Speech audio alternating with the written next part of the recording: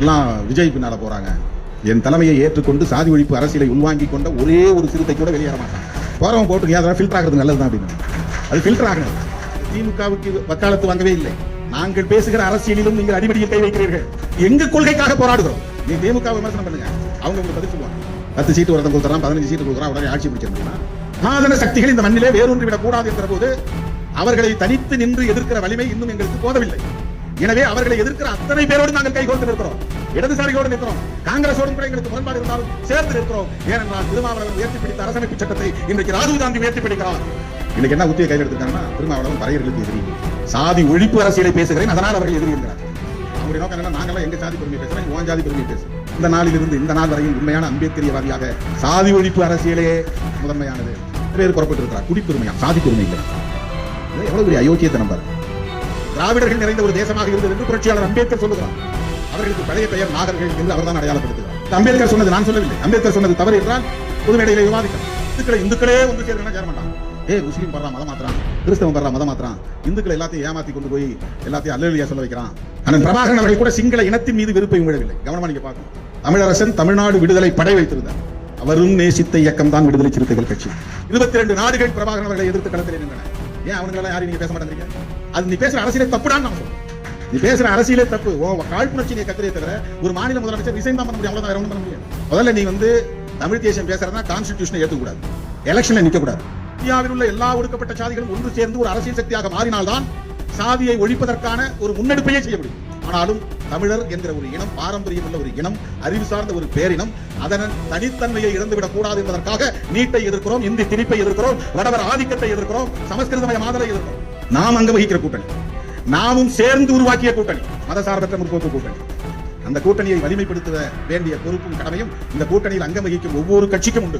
தொகுதிகளின் எண்ணிக்கையில் எங்களுக்கு நட்டம் ஏற்பட்டாலும், வெற்றி பெறக்கூடிய எண்ணிக்கையில் எங்களுக்கு நட்டம் ஏற்பட்டாலும் நாங்கள் பேசுகிற அரசியல் பாதுகாக்கப்படும். அதுதான் எங்களுடைய லாபம். ரெட்டமலை சீனிவாசன் தலைவரா, அம்பேத்கர் வழிகாட்டியா? என்ன பம்மாத்து வேலை இது? ரெட்டமலை சீனிவாசனை தன்னுடைய தலைவராக ஏற்றுக்கொண்டவர் புரட்சியாளர் அம்பேத்கர் அவர்கள். வயதில இளைய அம்பேத்கரையே தன்னுடைய தலைவராக ஏற்றுக்கொண்டவர் ரெட்டமலை சீனிவாசன். அவர் பறையர் மகாஜன சபையெல்லாம் நடத்தல, பறையங்கிற பேர்ல இதெல்லாம் நடத்தல, அதோட விட்டார். நமக்கு தலைவர் leader the great revolutionary doctor B.R. Ambedkar. நீங்க உங்களுக்கு ஒதுக்கப்பட்ட 2 தொகுதிகளில் வெற்றி பெற்று நாடாளுமன்றத்தில் போய் குரல் கொடுக்க வேண்டும். இது அண்ணன் பிரபாகரன் அவர்களின் அறிவுரை அடிப்படையில் உங்களுக்கு சொல்லுகிறோம். திரளாக கூடியிருக்கிற என் உயிரின் உயிரான விடுதலை சிறுத்தைகளே, உங்கள் அனைவருக்கும் என்னுடைய பணிவார்ந்த வணக்கத்தை தெரிவித்துக் கொள்கிறேன். பெயர்கள் விடுபட்டிருந்தால் பொறுத்தருள வேண்டுகிறேன். செப்டம்பர் 26 திலீபன் நினைவு நாள். தமிழர் வரலாற்றில் மறக்க இயலாத ஒரு மகத்தான ஈகத்தை செய்து நிலையான இடத்தை பிடித்திருக்கிற ஒரு மகத்தான போராளி திலீபன்.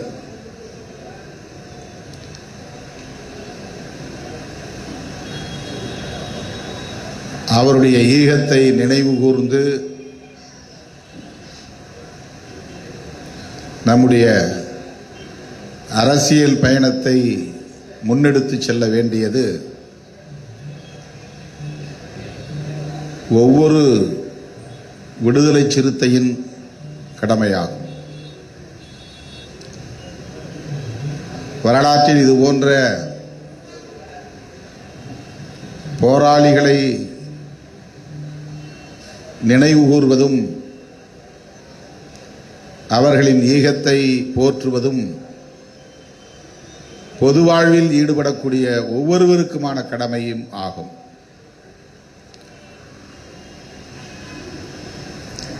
ஈழத்தமிழர் விடுதலைக்கான அரசியல்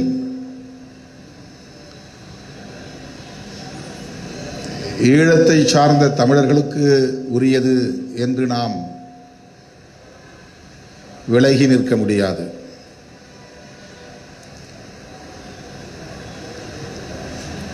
ஒட்டுமொத்த தமிழ் சமூகத்தின் அரசியல் அது, ஒட்டுமொத்த தமிழர்களின் வரலாறு அது.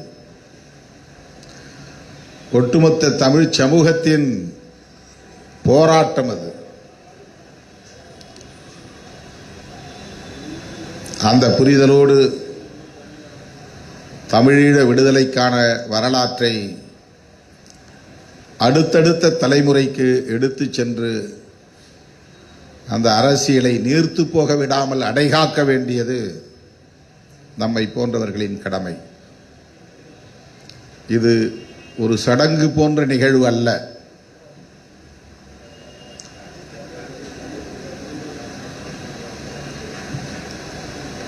சடங்கு என்கிற அடிப்படையிலே ஆண்டுதோறும் கூடி கலைகிற ஒன்றல்ல. ஒவ்வொரு முறையும் நாம் நம்மை கூர்தீட்டிக் கொள்ள வேண்டிய தேவை இருக்கிறது. நம்மை சூழ்ந்திருக்கிற அரசியலால் நம்முடைய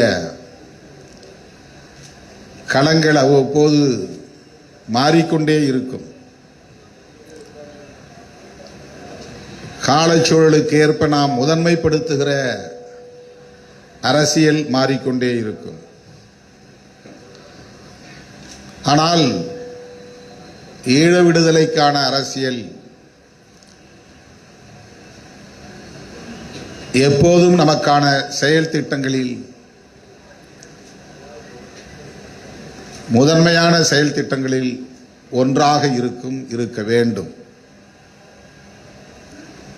அண்மையிலே கூட நாம் காசாவில் நடைபெற்றுக் கொண்டிருக்கிற இனக்கொலையை கண்டித்து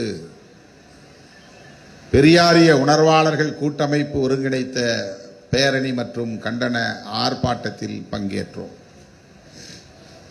அதுவும் ஒரு சடங்கு போன்ற கடமை அல்ல.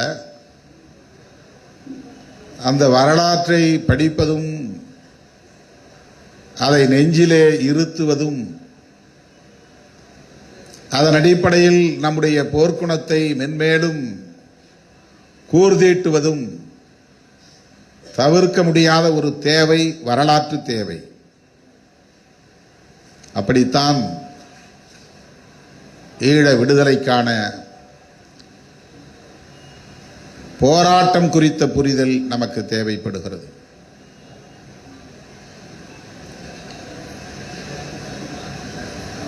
இங்கே நினைவு கூர்ந்தார்கள், மாணவ பருவத்திலிருந்து திருமாவளவன் இந்த களத்திலே ஈடுபட்டது, பங்கேற்றது புதிய தலைமுறைக்கு எடுத்துச் செல்லப்பட வேண்டிய ஒன்று என்கிற கருத்துக்களை வன்னியரசு பாவலன் போன்றவர்கள் முன்வைத்தார்கள். நானும் பலமுறை இதை மேடையிலே உங்களிடத்தில் பேசியிருக்கிறேன். அது புதிய செய்தி அல்ல.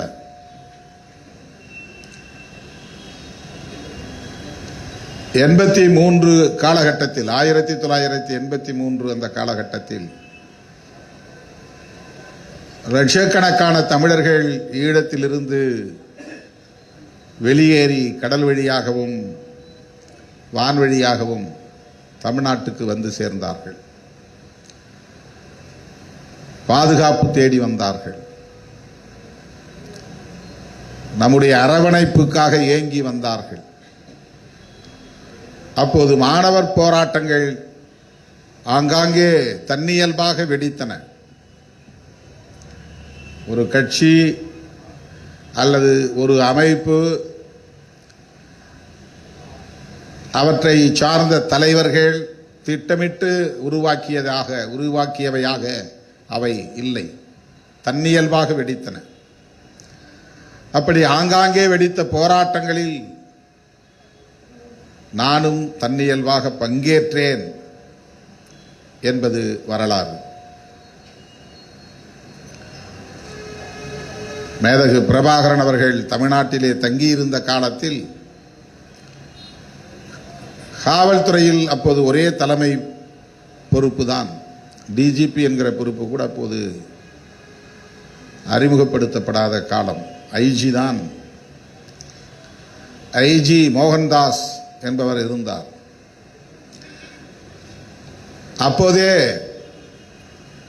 விடுதலை புலிகளுக்கு எதிரான நடவடிக்கைகளில் காவல்துறையினர் இறங்கினார்கள். மேதகு பிரபாகரன் அவர்களின் கைகளில் இருந்த வயர்லெஸ் ஆர்ம்ஸ்,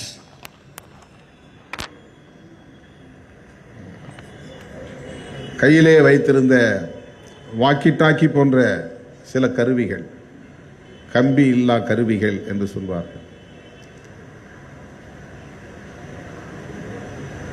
அவற்றை பறிமுதல் செய்து மேதகு பிரபாகரன் போன்றவர்களை வீட்டுக் காவலிலே சிறைப்படுத்தக்கூடிய நடவடிக்கையை காவல்துறை அதிகாரிகள் மேற்கொண்ட போது,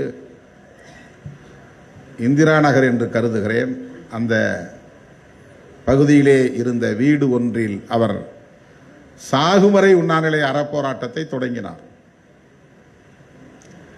அப்போது நான் சட்டக்கல்லூரி மாணவன். உடன் பயின்ற மாணவர்களை அழைத்து கொண்டு அவர் உண்ணாநிலை அறப்போராட்டம் இருந்த வீட்டை நோக்கி நாங்கள் ஒரு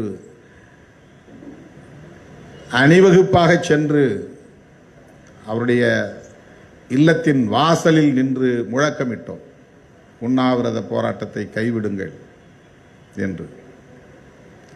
அதை அவர்கள் பதிவு செய்து இன்றைக்கும் பத்திரமாக வைத்திருக்கிறார்கள் என்றால் புலிகள் எவ்வளவு ஆளுமை உள்ளவர்கள் என்பதை நம்மால் புரிந்து கொள்ள முடிகிறது.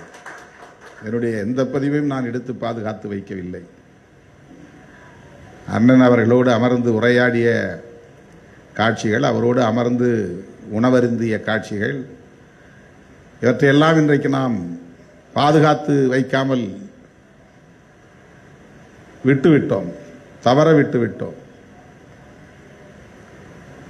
அவரின் அருகிலே அமர்ந்து என் தோளை தட்டி கொடுத்து அவருடைய இலையில் இருந்த மாமிசத்தை எடுத்து என் இலைக்கு வைத்து வாஞ்சையோடு என்னோடு அவர் உரையாடிய அந்த காட்சிகள் எல்லாம் கையிலே இருந்தது. நாம் இட்டுக்கட்டி பேசக்கூடியவர்கள் அல்ல, கட்டுக்கதைகளை அளந்து விடக்கூடியவர்கள் அல்ல,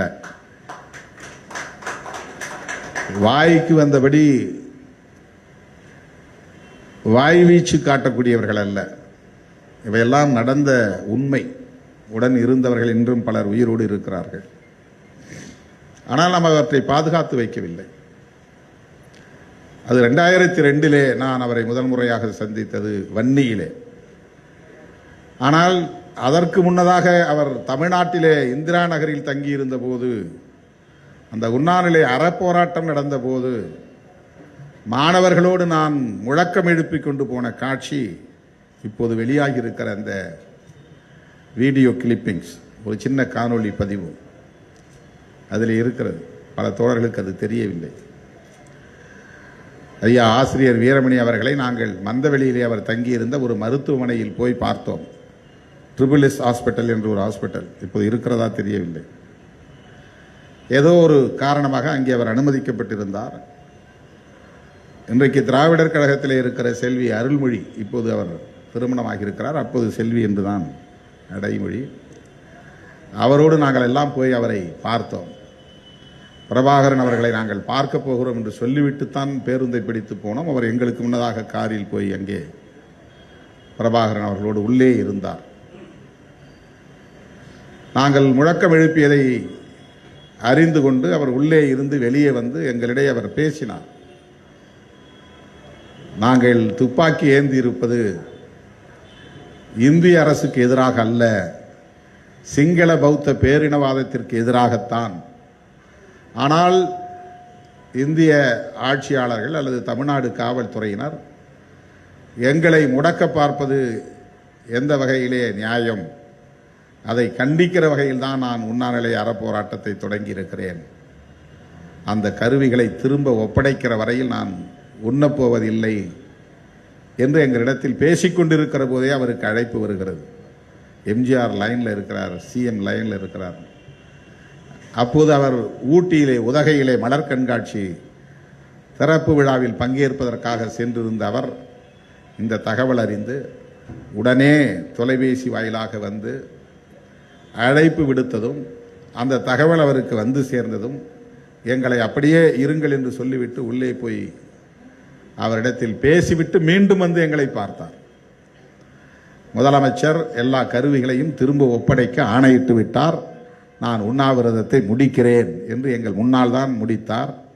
எங்கள் முன்னாலேயே ஐயா ஆசிரியர் வீரமணி அவர்கள் பழச்சாறு கொடுத்து அந்த உண்ணாநிலை அறப்போராட்டத்தை முடித்து வைத்தார். எங்களுக்கு பாட்டில் ட்ரிங்க்ஸ் அதை கொடுங்கள் என்று உடனிருந்தவரிடத்திலே கூறினார். எங்களுக்கும் அதை போல அவர்கள் தந்தார்கள். இது நடந்த வரலாறு. அதிலே நான் கோஷமிட்டு கொண்டே வருகிற ஒரு காட்சி சில நொடிகள் அந்த வீடியோ கிளிப்பிங்ஸில் இடம்பெற்றிருக்கிறது.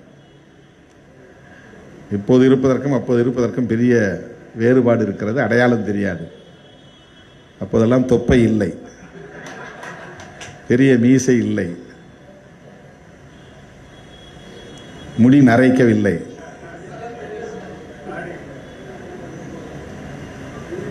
இப்போது இருக்கிற பொறுமை அல்லது முதிர்ச்சி அப்போது இல்லை. மிக மூர்க்கமாக துடிப்பாக செயல்பட்ட காலம் அது. வேகமாக நாங்கள் வீறுநடை போட்டு உரத்து முழங்கியபடி வந்த காட்சி சில நொடிகள் அதில் இடம்பெற்றிருக்கிறது. ஈழ விடுதலை போராட்ட வரலாற்றில் திருமாவளவனுக்கு எவ்வளவு நீண்ட நெடிய தொடர்பு இருக்கிறது என்பதற்கு அது ஒரு சான்று. புலிகள் அழிக்கப்பட்டு விட்டார்கள் என்பதற்கு பிறகு பல பேர் புலிகளை ஆதரிக்கிறார்கள். மேதகு பிரபாகரன் அவர்கள் அழித்தொழிக்கப்பட்டு விட்டார் என்ற பிறகு சில பேர் அவர் எங்கள் அண்ணன் என்று உரிமை கொண்டாடுகிறார்கள். அவர் பெயரை உச்சரித்தாலே பொடா சட்டம் பாயும் என்ற போது புலிகள் என்றால் ஈழம், ஈழம் என்றால் புலிகள், அவர்களை விட்டுவிட்டு எங்களால் பேச முடியாது என்று பேசியவன் திருமாவளவன். ஊர்தோறும் அவரது பெயரையும் அவரது படத்தையும் கொண்டு போய் சேர்த்த முதல் இயக்கம் விடுதலை சிறுத்தைகள் கட்சி. அப்போதே நம்மை ஓரங்கட்டியவர்கள்தான் தமிழ் தேசிய சக்திகள். நான் களத்தில் ரொம்ப கசப்பான அனுபவங்களை சந்தித்திருக்கிறேன். எவ்வளவு பேர் முற்போக்கு முகமூடிகளை போட்டுக்கொண்டு திரிகிறார்கள், எவ்வளவு பேர் போலி தமிழ் தேசிய முகமூடிகளை போட்டுக்கொண்டு திரிகிறார்கள் என்பதை அவ்வப்போது காலம் எனக்கு உணர்த்தி இருக்கிறது. என்னதான் நான் 100 விழுக்காடு ஈடுபாட்டோடு ஒரு களத்திலே நின்றாலும் என்னை ஊக்கப்படுத்துவதில்லை என்பதிலே உறுதியோடு இருக்கிறார்கள் சாதியவாதிகள், சாதியவாத முற்போக்குவாதிகள். தமிழ்நாட்டிலே ரொம்ப தேடி பிடித்துதான் உண்மையான முற்போக்கு சக்திகள் யார் என்பதை அடையாளம் காண முடியும். பல முற்போக்கு முகமூடிகள் அணிந்த சக்திகள் இங்கே வெவ்வேறு களங்களில் நின்று பணியாற்றி கொண்டிருக்கிறார்கள். எல்லோரையும் பார்த்து நம்பி அவர்களோடு களத்திலே நின்று ஏமாந்து போனவன் நான். எனக்கு எந்த எதிர்பார்ப்பும் இல்லை, அதனால் எனக்கு அது ஏமாற்றம் இல்லை. அதை வைத்து எந்த ஆதாயமும் தேட நான் முயற்சித்ததில்லை, அதனால் அது எனக்கு ஏமாற்றம் இல்லை. உலக நாடுகள் முழுவதும் நான் ஈழத்தமிழர்களின் அழைப்பை ஏற்று பல பயணங்களை மேற்கொண்டிருக்கிறேன். ஆனால் தப்பித்தவறியும் அவர்கள் நடத்திய வெப்சைட் இணையதளங்களில் கூட திருமாவளவன் வந்தார், இந்த நிகழ்விலே பங்கேற்றார், இப்படி உரையாற்றினார் என்று பதிவு செய்ய மாட்டார்கள். இங்கிருந்த தமிழ் தேசியவாதிகள் தந்த தகவலின் அடிப்படையில் இருட்டடிப்பு அப்படியெல்லாம் நடந்திருக்கிறது. நானும் அதை பற்றி கவலைப்பட்டதில்லை. புதுவை ரத்தினதுரை கலை இலக்கிய பேரவையின் தலைவர், அவர்தான் பொறுப்பாளர். அவர் மேடையிலேயே பேசினார், என்னிடத்தில் நேரிலும் சொன்னார். நாங்கள் A9 சாலை திறந்ததும், A9 சாலைன்னா யாழ்ப்பாணத்தையும் கொழும்பையும் இணைக்கிற சாலை, பல ஆண்டுகளாக அது மூடி கிடந்தது. அது இருந்த இடமே தெரியாத அளவுக்கு, அடிச்சுவடு அற்றுப்போகிற அளவுக்கு பாழ்பட்டு விட்டது. ஒப்பந்தம், போர் நிறுத்த ஒப்பந்தம் ஏற்பட்ட பிறகு 2002 அந்த சாலை திறக்கப்பட்டது. 10-20 ஆண்டுகளுக்கு முன்பு பிறந்த யாருக்கும் இந்த வரலாறு தெரியாது. அப்போது மானுடத்தின் தமிழ்கூடல் என்கிற பெயரிலே ஒரு மாநாட்டை ஒருங்கிணைத்தார் புதுவை ரத்தினதுரை. அவர் ஒரு ஆஸ்தான கவிஞர், புலிகளுக்கு என்று சொல்லக்கூடிய அளவுக்கு மாபெரும் கவிஞர். புதுவை என்றால் புதுச்சேரி என்று பொருள் அல்ல, புதுக்குடியிருப்பு என்கிற ஒரு பகுதி அங்கே இருக்கிறது வன்னியிலே. புதுக்குடியிருப்பு என்கிற அந்த பகுதிக்கு சுருக்கமாக புதுவை என்று பெயர். ரத்தின துரை என்பதுதான் அவருடைய பெயர். அவருடைய கவிதை நூல்கள் மிகப்பெரிய அளவில் பல பாகங்கள் வெளிவந்திருக்கின்றன. அவர்தான் அந்த நிகழ்வை ஒருங்கிணைத்தார். இந்த ஏனையின் சாலை திறந்த பிறகு தமிழ்நாட்டில் இருந்து கலைத்துறையை சார்ந்தவர்கள், இலக்கியத்துறையை சார்ந்தவர்கள், ஓவியர்கள், நாட்டுப்புற கலைஞர்கள் என்று பலரையும் அழைத்து அந்த பகுதியை, ஈழத்தை பார்வையிடச் செய்து அவர்கள் மூலமாக ஈழத்தை பற்றிய கருத்துக்களை பல்வேறு படைப்புகளாக கொண்டு போய் மக்களிடத்தில் சேர்க்க வேண்டும் என்கிற பெருநோக்கோடு அண்ணன் பிரபாகரன் அவர்கள் பலருக்கும் அழைப்பு விடுத்தார்கள். அந்த வரிசையிலே இயக்குனர் பாரதி ராஜா அவர்களும் அங்கே போய்விட்டு வந்தார். இயக்குனர் மகேந்திரன் அவர்கள் கூட போய்விட்டு வந்து ஆணிவேர் என்கிற பெயரில் ஒரு படம் கூட தயாரித்தார். தோழர் சந்தோஷ் அவர்கள் கூட அந்த அடிப்படையில் தான் அழைக்க பெற்றார். அப்படி பல பேர் அழைக்க பெற்றார்கள். நான் போய் தங்கியிருந்த போது ஒரு முறை நான் தங்கியிருந்த விடுதியிலேயே இன்னொரு அறையில் இயக்குனர் பாரதி ராஜாவும் தங்கியிருந்தார். 2 பேரும் வெளியே வந்தபோதுதான் வரவேற்பறையில் சந்தித்துக் கொண்டோம். ஆனால் எங்களுக்கு விடுத்த அழைப்பு அப்படி சுற்றி பார்ப்பதற்கான அழைப்பு அல்ல. அது ஒரு மாநாட்டில் பங்கேற்று உரையாற்றுவதற்கான அழைப்பு. மானுடத்தின் தமிழ்கூடல் என்பது யாழ்ப்பாணத்திலே இருக்கிற ஒரு வரலாற்று புகழ் வாய்ந்த மண்டபத்திலே நடந்தது. அதிலே எழுத்தாளர்கள், இயக்குனர்கள் என்று ஜெயப்பிரகாசம் எழுத்தாளர், மருது ஓவியர், இன்குலாப் கவிஞர், தங்கராஜ் புகழேந்தி திரைப்பட இயக்குனர், இவர்களை எல்லாம் அழைக்கப் போகிறோம் என்று புதுவை ரத்தினதுரை அவர்களே முடிவு செய்து அண்ணன் பிரபாகரன் அவரிடத்திலே சொல்லிவிட்டு, அரசியல் தளத்திலிருந்து யாரை அழைப்பது என்று தெரியவில்லை என்று தயங்கி சொன்னாராம். அவரே சொன்னது. அப்போது அண்ணன் பிரபாகரன் அவர்கள் ஒரு துண்டுச்சீட்டை எடுத்து அதிலே ஒரு பெயரை எழுதி கொடுத்தார். அதை பிரித்து பார்த்தபோது திருமாவளவன் என்று எழுதப்பட்டிருந்தது. நாங்கள் யாரும் எதிர்பார்க்கவில்லை, உங்கள் பெயர் எங்கள் சிந்தைக்கே வரவில்லை, உங்களை அழைக்க வேண்டும் என்று நான் எண்ணவே இல்லை, உங்கள் பெயரை துண்டுச்சீட்டிலே எழுதி இவரை அழையுங்கள் என்று சொன்னவர் அண்ணன் பிரபாகரன் அவர்கள் என்று புதுவை ரத்தினதுரை அவர்கள் சொன்னார். அப்படி அவரால் அடையாளம் காணப்பட்டதால் தான் உலகத் தமிழர்கள் என்னை அழைத்தார்கள். தமிழ்நாட்டிலே என்னை ஒரு சாதியவாதியாக மட்டுமே பார்த்து எனக்கு எதிரான அவதூறுகளை திட்டமிட்டு சாதியவாத தலைவர்கள் பரப்பிக் கொண்டிருந்த வேளையில் அந்த வளையத்தை தாண்டிய ஒரு ஆளுமைதான் தம்பி திருமாவளவன் என்று அடையாளப்படுத்தியவர் அண்ணன் பிரபாகரன் அவர்கள். அவர் தான் முதல்ல என்ன ரெகக்னைஸ் பண்ணவர். தமிழ்நாட்டில் எந்த அரசியல் கட்சி தலைவர் என்ன முதல்ல ரெகக்னைஸ் பண்ணல. தேர்தல் களத்திற்கு முன்பு சொல்லுகிறேன், தேர்தல் களத்திலே ஐயா மூப்பனார் அவர்கள் ஒரு தேர்தல் தேவை என்கிற அடிப்படையிலே என்னை அடையாளம் கண்டு அறிமுகப்படுத்தினார். அதை என்றென்றைக்கும் நாம் நன்றி உணர்வோடு சொல்ல கடமைப்பட்டிருக்கிறோம்.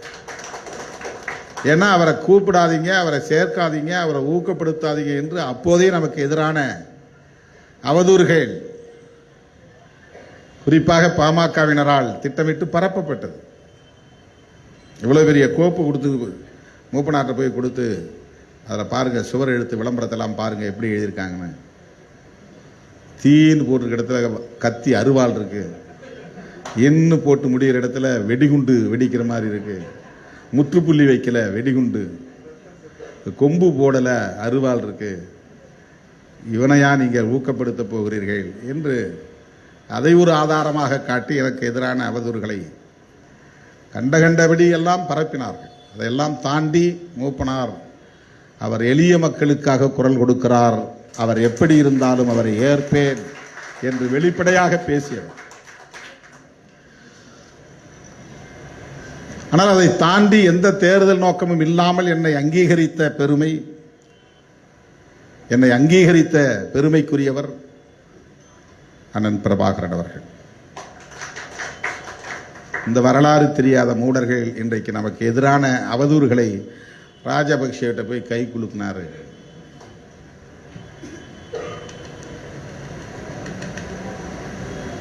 ராஜபக்சேவுக்கு தெரியுது, போன 2வது நிமிஷத்திலே சொல்றாரு, இவர் பாருங்க எங்க கருத்தை கேட்காமலே எங்களுக்கு எதிராக அடிக்கடி போராட்டம் நடத்துறது இவர் அப்படின்னு ஆங்கிலத்தில் சொல்றாங்க. முடிச்சுட்டு போறப்ப போட்டோ எடுக்கிற நேரத்தில் என் கையை பிடிச்சிக்கிட்டு டிஆர் பாலு அவர்கிட்ட சொல்றான், தெரியுமா இவர் அவருக்கு ரொம்ப க்ளோஸ், நல்ல வேளை இவர் அப்போ இல்லை, இருந்திருந்தா இவர் மேலே போயிருப்பார், இவரையும் போட்டு தள்ளி இருப்போம் அப்படின்னு சொல்றார். ராஜபக்சேவுக்கு தெரியுது திருமாவளவன் யாருன்னு. இந்த அளவுக்கு பிரபாகரன் அங்கீகரிக்கிறார், ராஜபக்சே அறிந்திருக்கிறார் என்பதை பொறுத்து கொள்ள முடியாத பொறாமை பிடித்த சாதி வெறியர்கள் தொடர்ந்து வன்மத்தை கக்கி கொண்டிருக்கிறார்கள். போனாரு, கையை குலுக்கினாரு. அவர்கள் அரசியல் அறியாமையில் உணர்கிற அற்பர்கள் என்று நாம் கடந்து போகிறோம், அது வேறு. ஆனால் நீங்கள் தெளிவாக இருக்க வேண்டும். சமூக ஊடகங்களின் வாயிலாக அவர்கள் பரப்புகிற அவதூறுகள் இன்னைக்கு என்ன உத்தியை கையில் எடுத்திருக்காங்கன்னா, திருமாவளவன் பறையர்களுக்கு எதிரினா, பாட்டாளி மக்கள் கட்சி தலித் அல்லாதவர்களுக்கு திருமாவளவன் எதிரினா, ஏதாவது ஒண்ணுதானே உண்மையா இருக்க முடியும்.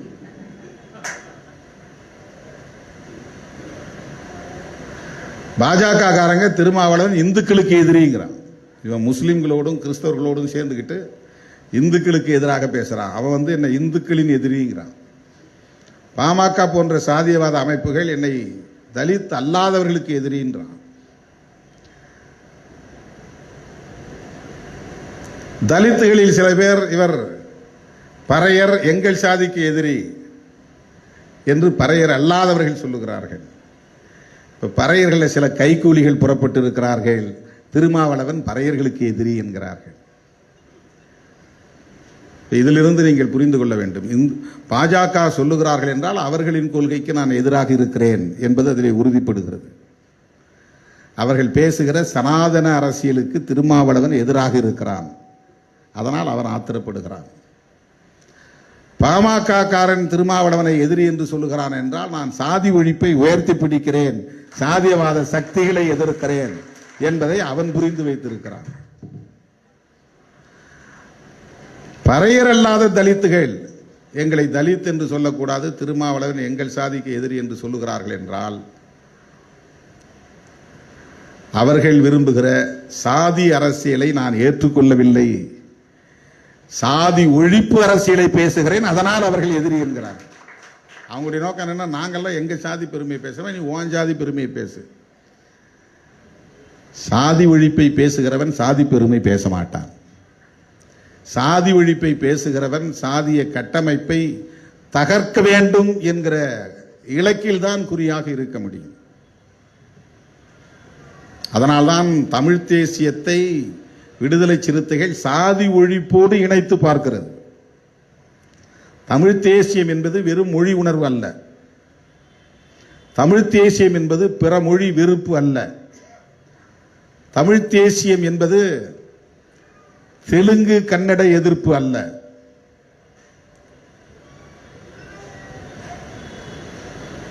தமிழ் தேசியம் என்பது இந்திய தேசியம் என்கிற கட்டமைப்புக்குள்ளே இருந்து நாங்கள் உங்களுக்கு கட்டுப்பட்டு இயங்க முடியாது, எங்களுக்கு ஒரு இறையாண்மை, மொழி சார்ந்த இறையாண்மை இருக்கிறது, இனம் சார்ந்த இறையாண்மை இருக்கிறது, அந்த தனித்துவத்தை ஒருபோதும் இழந்துவிட மாட்டோம் நீ விரும்புகிற இந்துத்துவ தேசியத்தை, இந்திய தேசியத்தை நாங்கள் ஏற்க மாட்டோம் என்று எதிர்த்து போரிடுவதுதான் உண்மையான தமிழ் தேசியம். ரெண்டே தேசியம் தான் இருக்கு. ஒன்று இந்திய தேசியம், இன்னொன்று மொழி வழி தேசியம். மொழி முக்கியம் இல்லை, மதம் முக்கியம் இல்லை, எனக்கு நாடு முக்கியம், எனவே இந்தியா என்கிற நாடு முக்கியம், எனவே இந்திய தேசியம் என்று பேசியது காங்கிரஸ். எனக்கு நாட்டை விட மதம் முக்கியம், எனவே மதவழி தேசியம் தான் எனக்கு முதன்மையானது என்று பேசுவது பிஜேபி. இவன் பேசுவது இந்து தேசியம், மற்ற மதங்களுக்கு எதிரான வெறுப்பு, இந்து பெரும்பான்மைவாத ஒருங்கிணைப்பு. இந்த தேசம் இந்துக்களுக்கானது. பிற மதத்தை பின்பற்றக்கூடியவர்கள் இந்த மண்ணுக்கு உரியவர்களாக இருந்தாலும் அவர்களுடைய தேசமாக இது இருக்காது. இதுதான் அவன் பேசுகிற இந்து தேசியம். இந்து தேசியம் என்பது வெறும் இந்துக்களுக்கான தேசியமாக மட்டும் இல்லாமல் அது சாதியத்தையும் உள்வாங்கிய தேசியம். அதை மறந்துவிடக்கூடாது. இந்துவாக உணர்ந்தால் சாதியாக உணர்வது என்றுதான் பொருள். இந்து என்று ஏற்றுக்கொண்டால் சாதியை ஏற்றுக்கொள்ள வேண்டும், சாதியை ஏற்றுக்கொண்டால் இந்து என்பதை ஏற்றுக்கொள்ள வேண்டும், இந்து என்பதை ஏற்றுக்கொண்டால் பார்ப்பனர்கள் தான் எங்களுக்கு மேலானவர்கள் என்பதை ஒத்துக்கொள்ள வேண்டும், பார்ப்பனர்களுக்கு கீழானவர்கள் நாங்கள் என்பதை ஒத்துக்கொள்ள வேண்டும். இதுதான் சனாதன தர்மத்தின் அடிப்படை கோட்பாடு.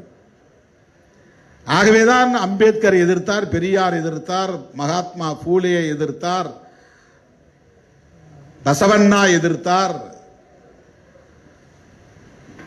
நாராயணகுரு எதிர்த்தார், ஐயா வைகுண்டர் எதிர்த்தார். இவங்கெல்லாம் இந்துன்னு சொன்னாலும் கூட ஒரு மதம் தான். நாராயணகுரு சொன்னது ஒரு மதம்னா அதுக்கு என்ன பொருள்னா, பல்வேறு மதங்கள் இந்து என்றும் முஸ்லிம் என்றும் மோதிக்கொள்ளக்கூடாது, மனிதநேயம்தான் ஒரே மதம் என்று சொன்னவர் நாராயணகுரு. ஒரு மதம் சொல்லிட்டா ஒரு சாதி தான்.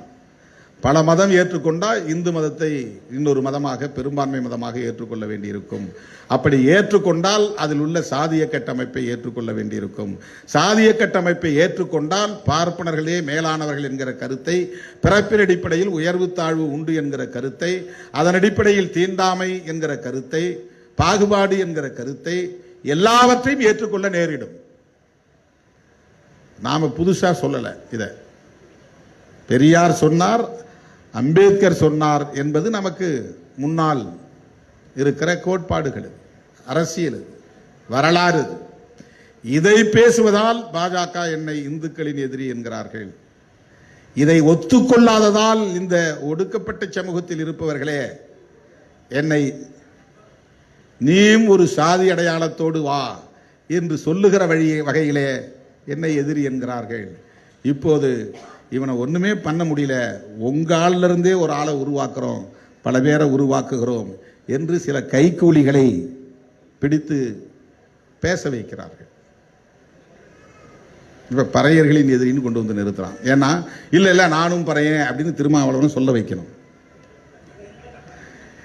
எனக்கு பறையர் பெருமை உண்டு அப்படின்னு திருமாவளவன் சொல்ல வைக்கணும். இதுதான் அவங்களுடைய சூழ்ச்சி, இதுதான் அவங்களுடைய சூது. மதுரையிலே எனக்கு ட்ராப் போட்டாங்க, என்னை ஒரு சாதி வளையத்தில் கொண்டு போய் அடைக்கணும். எப்போ எனக்கு ஒன்றுமே தெரியாத காலத்தில் 90களின் தொடக்கத்தில் மதுரையில் போய் நான் இறங்கினப்போ தான் எனக்கு இப்படியெல்லாம் இந்த ஒடுக்கப்பட்ட சமூகத்துக்குள்ள பிரிவு இருக்கிறது, பிளவு இருக்கிறது, வேறுபாடு இருக்கிறது, பிரச்சனைகள் இருக்கிறது என்பது எனக்கு எதுவுமே தெரியாது. அங்கே இருக்கிற அரசியல் என்னை ஒரு சாதி அடையாளத்துக்குள்ளே முடக்க பார்த்தது. அதிலிருந்து தப்பித்த ஒரே நபர் நானாகத்தான் இருக்க முடியும். அந்த நாளிலிருந்து இந்த நாள் வரையில் உண்மையான அம்பேத்கரியவாதியாக சாதி ஒழிப்பு அரசியலே முதன்மையானது.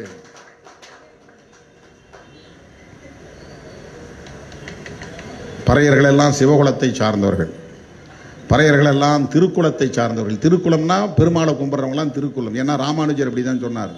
இவங்களை யார் பறையர்னு சொல்றது? இவங்களை யார் இழிவானவர்கள் என்று சொல்லுவது, தீண்டப்படாதவர்கள் என்று சொல்லுவது? இவங்களெல்லாம் வைணவத்தில் நான் சேர்த்துக்கிறேன். பெருமாள் இவங்களெல்லாம், திருமால் மகாவிஷ்ணு பிள்ளைகள், இவங்களை நாங்கள் அரவணைப்போம். எனவே இவர்கள் திருக்குலத்தார் அப்படின்னு பேர் வச்சாங்க. சைவ மதத்தை பின்பற்றவர்களாம் இவங்க சைவ குலத்தார். அதனால்தான் சாம்ப சிவன் அவருக்கு பேரு. நாங்கள்லாம் சாம்பவர்கள், நாங்கள் சிவகுலத்தை சார்ந்தவர்கள்.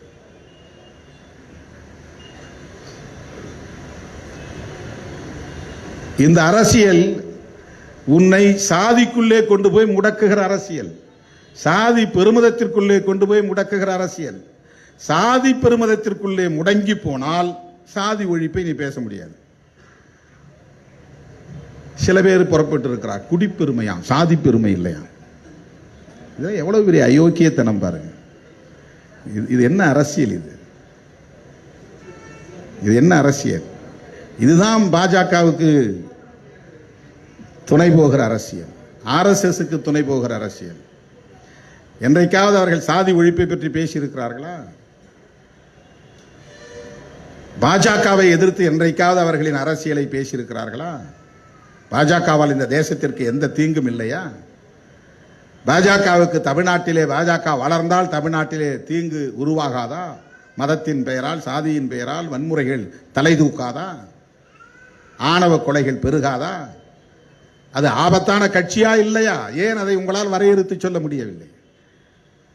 திராவிட அரசியலை எதிர்க்கிறோம் என்பது ஒரு மடைமாற்று அரசியல். அது பெரியாருக்கு முன்னரே பண்டிதர் அயோத்திதாசர் பேசிய அரசியல் திராவிட அரசியல். இதை மறுக்க முடியுமா? பெரியாருக்கு முன்னர் பண்டிதர் அயோத்திதாசர் பேசவில்லை என்று சொல்ல முடியுமா? திராவிடத்தை எதிர்க்கிறோம் என்றால் நீங்கள் பண்டிதரை எதிர்க்கிறீர்கள் என்றுதான் நாங்கள் புரிந்து கொள்ள முடியும். திராவிடம் என்பது திமுகவுக்கு, திராவிடர் கழகத்திற்கு மட்டுமே உரிய கோட்பாடு அல்ல. ஒட்டுமொத்த இந்திய தேசமே திராவிடர்கள் நிறைந்த ஒரு தேசமாக இருந்தது என்று புரட்சியாளர் அம்பேத்கர் சொல்லுகிறார். அவர்களுக்கு பழைய பெயர் நாகர்கள் என்று அவர்தான் அடையாளப்படுத்துகிறார். நாகர்கள் என்பவர்கள் தான் திராவிடர்கள் என்றும் அழைக்கப் பெற்றார்கள். அந்த திராவிடர்கள் தான் இன்றைக்கு தமிழர்களாக அழைக்கப்படுகிறார்கள்.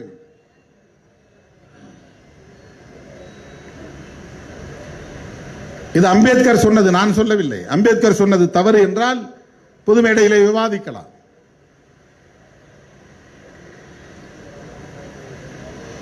இப்போது அவர்கள் இந்த உதிரிகளை கையிலே வைத்துக் கொண்டு dacoity case, theft case, robbery case, blade போடுற கேஸ், இந்த மாதிரி வழக்குகளில் சம்பந்தப்பட்ட கும்பலை உயர்த்தி பிடிக்கிறார்கள். அந்த கும்பலை கூட வச்சுக்கிட்டு நம்மளை கலாய்க்கிறாங்களாம், திட்டுறாங்களாம். அவனுங்க பேசி விடுதலை சிறுத்தைகள் கட்சியை பலவீனப்படுத்த போகிறார்களா? இதெல்லாம் பாஜக அரசு திட்டமிட்டு செய்கிற வேலை. இது அதற்கு சில பேர் துணை போகிறார்கள். இப்ப புதுசா இன்னொன்னு ஆரம்பிச்சிட்டாங்க, எல்லாம் விஜய் பின்னால போறாங்க. என் தலைமையை ஏற்றுக்கொண்டு சாதி ஒழிப்பு அரசியலை உள்வாங்கி கொண்ட ஒரே ஒரு சிறுத்தை கூட வெளியேற மாட்டான், ஒருபோதும் வெளியேற மாட்டான்.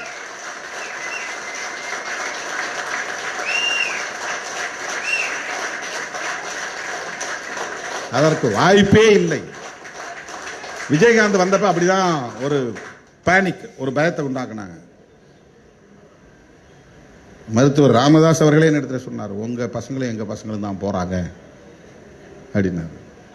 போறவன் போட்டுருக்கியா, அதெல்லாம் ஃபில்டர் ஆகிறது நல்லது தான் அப்படின்னு. அது ஃபில்டர் ஆகணும்.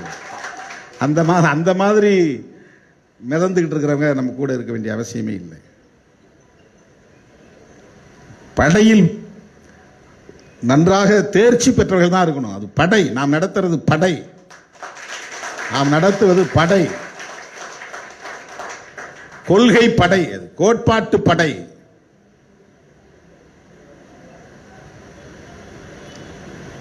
தமிழ் தேசியம் என்பது வெறும் மொழி உணர்வு அல்ல, இன உணர்வு அல்ல என்பதை அடிக்கடி நான் சொல்லி வருகிறேன்.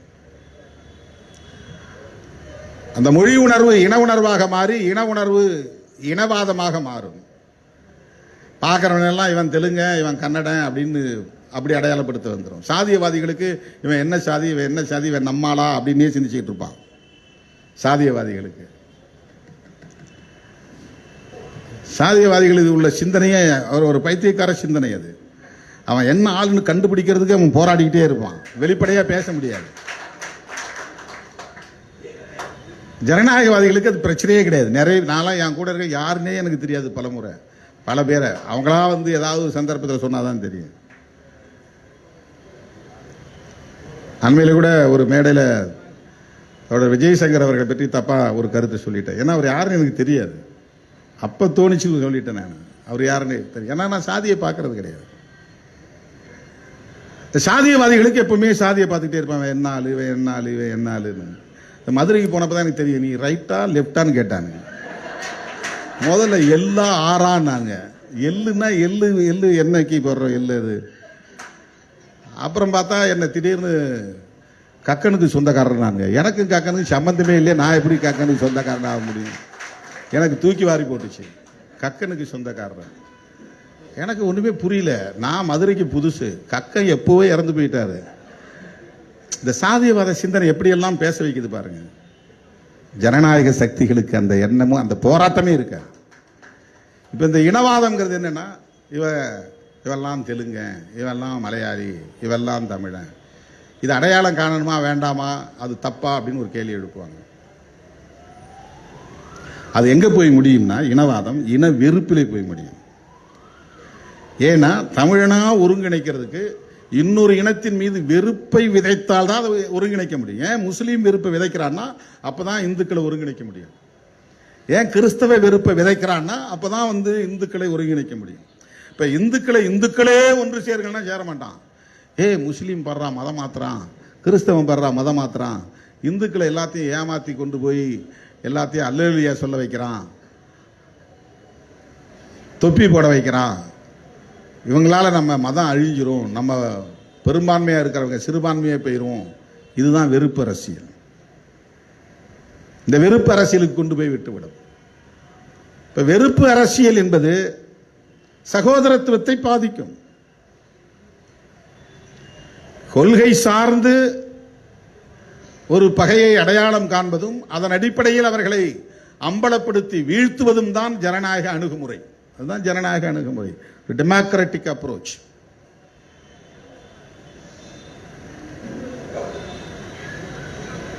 அண்ணன் பிரபாகரன் அவர்கள் கூட சிங்கள இனத்தின் மீது வெறுப்பை உமிழவில்லை. கவனமா நீங்க பார்க்கணும். அண்ணன் பிரபாகரன் அவர்களை ஈழத்தமிழர்கள் அவர் பேசிய அரசியலை தமிழ் தேசியம் சொல்லல, தமிழீழ தேசியம் தான் சொல்லுவாங்க. தமிழீழ தேசிய தலைவர் தான். தமிழ் தேசிய தலைவர் பிரபாகரன் எந்த இடத்துல எழுதியிருக்க மாட்டாங்க. அதுல என்ன வேறுபாடு இருக்கு? தமிழ் தேசியம்னா மொழிவழி தேசியம், அவ்வளவுதான். அது உலகம் முழுக்க இருக்கிற தமிழர்கள் அனைவருக்கும் பொதுவானது. தமிழீழ தேசியம் அப்படின்னா தமிழீழம் என்கிற ஒரு தேசத்தை வென்றெடுப்பதற்கான அரசியல் என்று பொருள். அப்ப நீ இங்க என்ன பேசணும்? தமிழ்நாடு தேசியம் தான் பேசணும். தமிழீழ தேசியம்னா தமிழ்நாடு தேசியம் தான் பேசணும். அல்லது தமிழ் தேசியம் என்று பேசினாலும் கூட தமிழ்நாடு விடுதலை முதன்மையானது என்று பேசணும். அப்படின்னா நீ பேசுற தமிழ் தேசியம் உண்மைன்னு நாம சொல்லலாம். தமிழரசன் தமிழ்நாடு விடுதலை படை வைத்திருந்தார். அவரும் நேசித்த இயக்கம் தான் விடுதலை சிறுத்தைகள் கட்சி. தமிழரசுங்கிற பேர் ஆயிரக்கணக்கான பேர் குழந்தைகளுக்கு நான் சூட்டியிருக்கிறேன். இவங்கெல்லாம் அந்த பேரை உச்சரிக்க பயந்த காலத்தில் பல மேடைகளில் நான் தமிழரசன் என்று பேசியிருக்கிறேன். அவர் வரலாற்றை பேசியிருக்கிறேன். தமிழரசுங்கிற பேரில் ஒரு படமே எடுப்பதற்கு சேக்குவேரா முன் வந்தார். ஆனால் அது நின்று போச்சு. 10 நாள் ஷூட்டிங் நடந்து நின்று போச்சு. அப்போ எனக்கு ஆர்வம் இல்லாமல் போச்சு. எனக்கு திரைப்படத்தில் ஒரு ஈடுபாடு இல்லை. இன்னைக்கு பல பேர் தமிழரசன் பேரை சொல்ல வந்திருக்கிறாங்க. தமிழரசன் தாயை போய் வீட்டிலே போய் பார்த்து அந்த தாய்க்கு ஆறுதல் சொன்னவன் நான். அவங்க அம்மாவை போய் பார்க்கறதுக்கே அந்த சமுதாயத்தை சார்ந்த பல பேர் ரஞ்சி கொண்டிருந்தவர்கள் இன்னைக்கெல்லாம் தமிழரசனை பற்றி பேச தொடங்கிட்டான். தமிழரசன் தமிழ்நாடு விடுதலை படையை வைத்து அவர் பேசிய அரசியல் சாதி ஒழிப்புடன் கூடிய தமிழ் தேச விடுதலை. அதுதான் முக்கியம். இன்னைக்கு நீங்க அவருடைய மீன் சுருட்டி அறிக்கை இருக்கு, வாங்கி படிங்க. ஒவ்வொரு விடுதலை சிறுத்தையும் கட்டாயம் படிக்கணும், நான் பரிந்துரைக்கிறேன். அவர் அவங்க பார்வைப்படி, சாதியவாதிகளின் பார்வைப்படி அவர் பரப்பால் வன்னியர். ஆனால் அவர் சாதி ஒழிப்பை பேசியதால் அவரை ஒழித்து கட்டிவிட்டார்கள். ஏன்னா வன்னியர்களே அவர் யாரும் ஆதரிக்கல.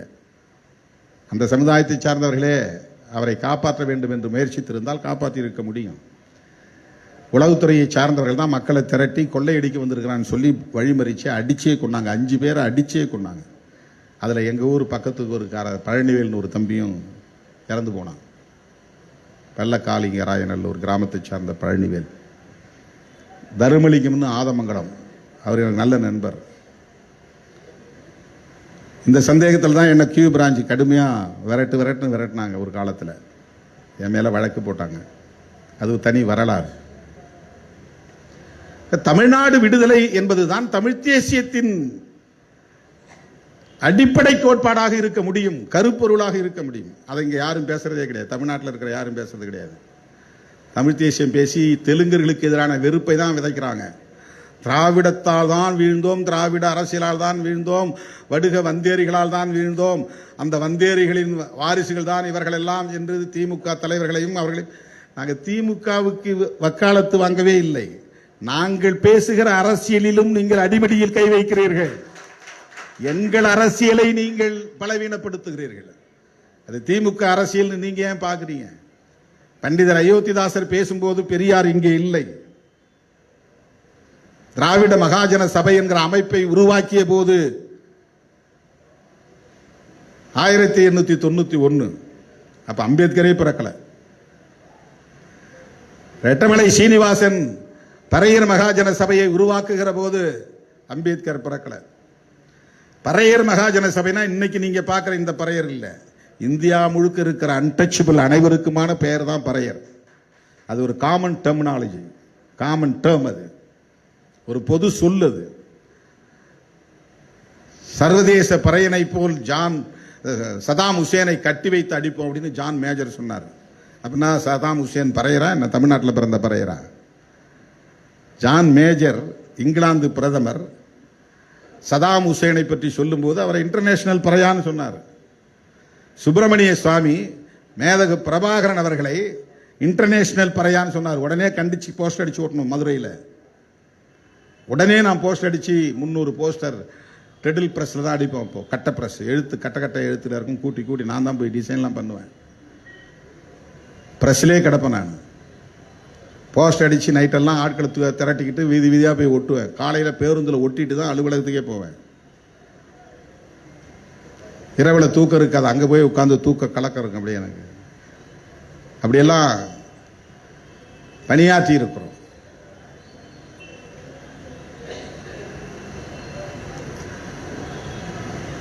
ஆகவே பறையர் என்கிற பெயரிலே இயக்கம் தொடங்கிய காலத்தில், திராவிடர் என்கிற பெயரில் இயக்கம் தொடங்கிய காலத்தில், திராவிடர் கழகம் என்கிற பெயரிலேயே இயக்கம் தொடங்கிய காலத்தில் இவர்கள் சொல்லுகிற பெரியார், அண்ணா, கலைஞர் போன்ற தலைவர்கள் இல்லை. இதை நீங்கள் வரலாற்றில் புரிந்து கொள்ள வேண்டும்.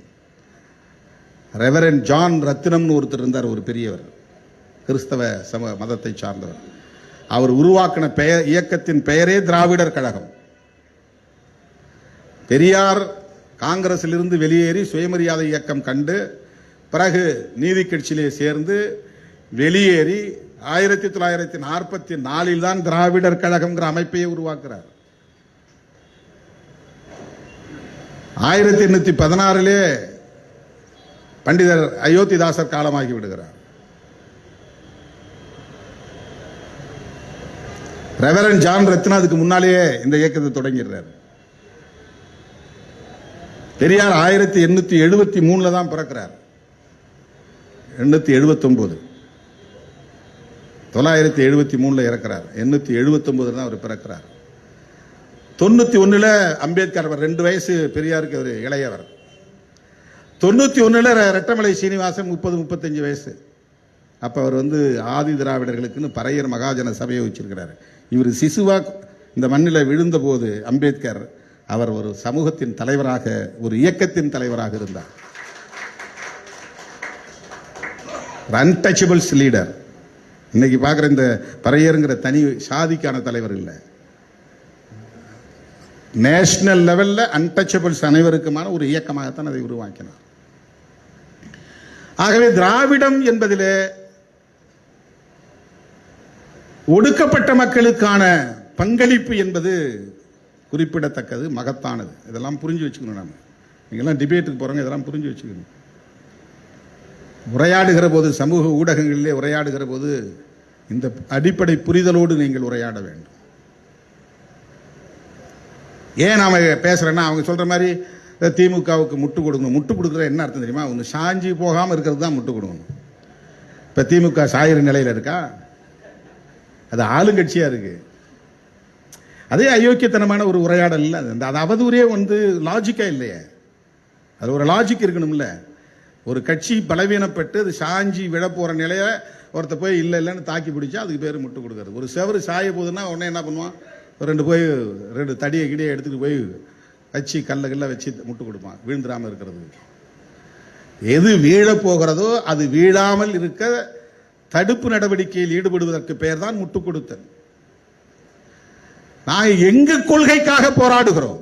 நீ திமுக விமர்சனம் பண்ணுங்க, அவங்க உங்களுக்கு பதில் சொல்லுவாங்க.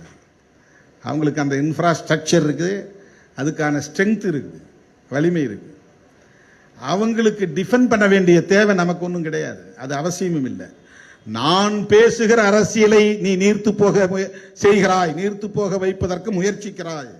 நான் எப்படி அரசியல் பேச முடியும்? சமூக நீதி அரசியல் என்பது விடுதலை சிறுத்தைகளுக்கான அரசியல். அதே நீ திமுகவுக்கு மட்டுமே உரிய அரசியலாக பார்க்கிறாய்.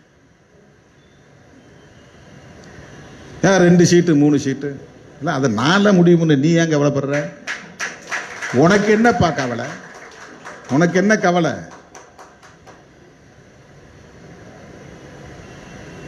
இப்போ 10 சீட்டு கொடுக்குற இடத்துக்கு போனால் சரியாயிருமா? அது 10 சீட்டு ஒருத்தன் கொடுத்துறான், 15 சீட்டு கொடுக்குறான், உடனே ஆட்சி பிடிச்சிட முடியுமா?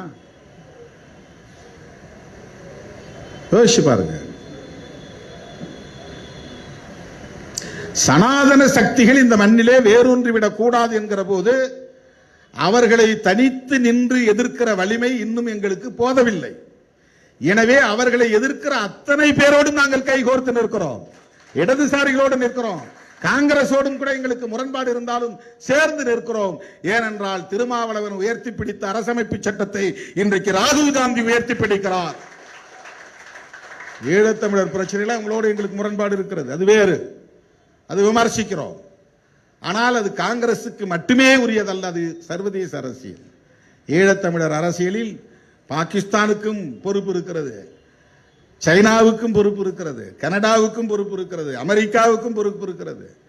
22 நாடுகள் பிரபாகரன் அவர்களை எதிர்த்து களத்திலே நின்றன. ஏன் அவனுங்களெல்லாம் யாரையும் நீங்க பேச மாட்டேங்கிறீங்க? ஒன்னு அரசியல் அறியாமையா இருக்கணும், இல்லைன்னா வெறும் அரசியல் ஆதாயத்திற்கான வன்மமாக இருக்க வேண்டும், அவ்வளவுதான். ஒரு மாநிலத்தின் முதலமைச்சருக்கு வெளிவிவகார கொள்கையில எந்த முடிவும் எடுக்க முடியாது. இது அடிப்படை அரசியல் அறிவு உள்ளவன் எவனுக்கும் புரியும். ஆனா இங்க இருக்கிறவன் அத்தனை பேரும் கருணாநிதி தான் காரணம், கருணாநிதி தான் காரணம், கருணாநிதி நினைச்சிருந்தா போரை நிறுத்தி இருக்க முடியும். இப்ப கருணாநிதி அவர்களை டிஃபெண்ட் பண்ணணும் அப்படிங்கிறது நம்ம நோக்கம் இல்லை. அது நீ பேசுற அரசியலே தப்புடான்னு நாம சொல்றோம். நீ பேசுற அரசியலே தப்பு. காழ்ப்புணர்ச்சி நீ கக்கிறையே தவிர ஒரு மாநில முதலமைச்சர் ரிசைன் தான் பண்ண முடியும், அவ்வளவுதான். வேற ஒன்றும் பண்ண முடியாது, வேற ஒன்றும் பண்ண முடியாது. எந்த வெளிவிவகார முடிவையும் ஒரு மாநில முதலமைச்சரால் பண்ண முடியாது. சும்மா கேட்கிறவன் கேனைன்றதுனால எரும மாடி ஏரோப்ளான் ஓட்டுதுன்னு சில பேர் கதையை கட்டி விட்டுட்டு இருக்கிறாங்க. நான் முதலமைச்சரானால் காவல்துறையை அனுப்பி ஈழத்தை மீட்டு கொடுப்பேன்னா இது அந்த மக்களை கேட்கறனா எவ்வளவு முட்டாளா நீங்க நினைக்கிறீங்க? இது எவ்வளவு பெரிய ஏமாற்று வேலை. இது காவல்துறைக்கு என்ன அதிகாரம் இருக்கு? முதல்ல நீ தமிழ் தேசியம் பேசுறதுனா கான்ஸ்டிடியூஷனை ஏத்துக்க கூடாது, எலெக்ஷன்ல நிக்க கூடாது, எலெக்ஷன் நிக்க கூடாது. ஏன்னா அப்படிதான் இப்ப எம்எல்ஏ இயக்கம் இருக்குது. மார்க்சிய லெனினிய இயக்கம் இந்த பார்லிமெண்டரி டெமோக்ரஸியை நாங்க எதிர்க்கிறோம், அதனால நாங்க எலெக்ஷன்ல போட்டியிடல, இந்த கான்ஸ்டிடியூஷன் எங்களுக்கு உடன்பாடு இல்லை, இந்த பார்லிமெண்டரி டெமோக்ரஸி எங்களுக்கு உடன்பாடு இல்லை, இந்த சிஸ்டம் குறிப்பிட்ட சிலரை பணக்காரர்களா ஆக்கும், அதிகாரத்தில் உட்கார வைக்கும், ஏழை எளிய மக்களை தொடர்ந்து சுரண்டி கொண்டே இருக்கும், அதனால் இதில் எங்களுக்கு உடன்பாடு இல்லைன்றாங்க. இப்ப இந்திய தேசியம் பேசுறவங்க இதை ஏற்றுக்கொள்கிறார்கள், கான்ஸ்டிடியூஷனை. தேசிய பார்வை உள்ளவங்க ஏத்துக்கிறாங்க. நாம எப்படி ஏத்துக்கிறோம்னா, சாதி என்பது தமிழ்நாட்டுக்கு மட்டும் உரிய பிரச்சனை அல்ல, இது தேசிய பிரச்சனை. Cost discrimination it's a national phenomena. India முழுவதும் இருக்கு. இந்தியாவில் உள்ள எல்லா ஒடுக்கப்பட்ட சாதிகளும் ஒன்று சேர்ந்து ஒரு அரசியல் சக்தியாக மாறினால்தான் சாதியை ஒழிப்பதற்கான ஒரு முன்னெடுப்பையே செய்ய முடியும். சேர்ந்து நிக்கணும். தனியா அங்க நின்று இது தமிழ்நாடு மட்டும் தனியா இல்ல, தனிநாடான பிறகு நம்ம பேசினா அதுல பிரச்சனை கிடையாது. ஆனா இந்தியா என்பது கான்ஸ்டிடியூஷனோட தமிழ்நாட்டை இணைச்சு வச்சிருக்கு. தமிழ்நாடும் இணைந்ததுதான் இந்தியா, தமிழ்நாட்டுக்கும் சேர்ந்ததுதான் கான்ஸ்டிடியூஷன். அந்த கான்ஸ்டிடியூஷன் தான் செக்யூலரிசத்தை வலியுறுத்துகிறது. அந்த கான்ஸ்டிடியூஷன் தான் சாதியை ஒழிப்பதற்கு அடித்தளம் அமைத்திருக்கிறது. எனவே நான் கான்ஸ்டிடியூஷனை ஏற்றுக்கொண்டிருக்கிறேன். ஆனாலும் தமிழர் என்கிற ஒரு இனம், பாரம்பரியம் உள்ள ஒரு இனம், அறிவு சார்ந்த ஒரு பேரினம், அதன் தனித்தன்மையை இழந்துவிடக் கூடாது என்பதற்காக நீட்டை எதிர்க்கிறோம், இந்தி திணிப்பை எதிர்க்கிறோம், வடவர் ஆதிக்கத்தை எதிர்க்கிறோம், சமஸ்கிருதமயமாதலை எதிர்க்கிறோம். அந்த அடிப்படையிலான ஒரு தேசிய உணர்வை, தமிழ் தேசிய உணர்வை நாங்கள் மொழி அடிப்படையிலான ஒரு பார்வையில் அதை அணுகுகிறோம். அவ்வளவுதான். இதில் எந்த முரண்பாடும் கிடையாது.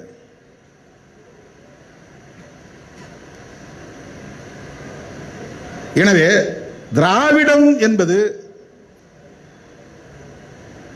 ஒரு குறிப்பிட்ட அரசியல் கட்சிக்கான அரசியல் என்று சிலர் திட்டமிட்டு பரப்புவது தவறு.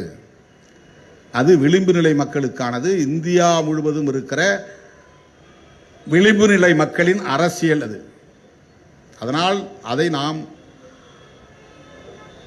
வரவேற்று பேசுகிறோம் என்றால் திமுகவை வரவேற்கிறோம் என்று பொருள் அல்ல. திராவிடர் கழகத்தை